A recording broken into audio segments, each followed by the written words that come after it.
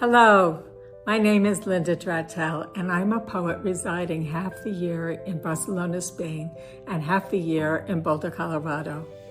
I have 2 published poetry collections and many poems that are published in various literary magazines and anthologies. I have also written a published children's book, and my adult novel will be released this fall. It is a great honor for me to be an invited poet to the Korea Haiku World Youth Festival. I have submitted several poems to the Youth Festival, and I hope they serve as good examples of how I use poetry to understand human experience, addressing the themes of dignity, empathy, communication, resilience, humor, peace, and hope. In my poem, Coco, I wrote about one of the goats I raised who was rejected by his mother. I embraced him, fed him, encouraged him to feel he had worth. One day, when he was much older, and I was feeling down because I wasn't feeling that I quite fit in with my own herd because I have hearing loss, he nudged me with his shoulder as we were walking, as if to encourage me back that I had worth. The poem that I wrote about him was a finalist for the 2024 Atlanta Review Poetry International Grand Prize.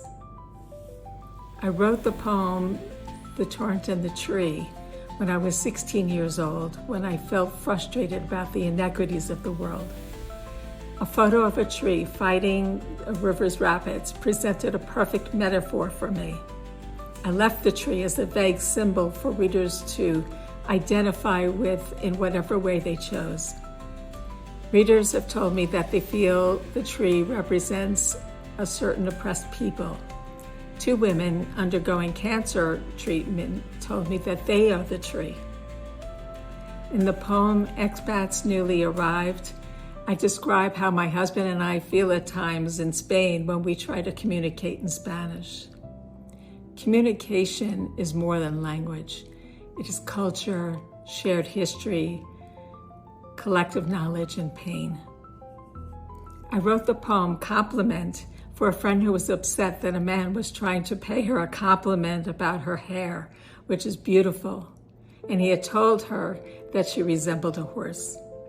He explained that her hair was full and flowing like a horse, the tail of a horse.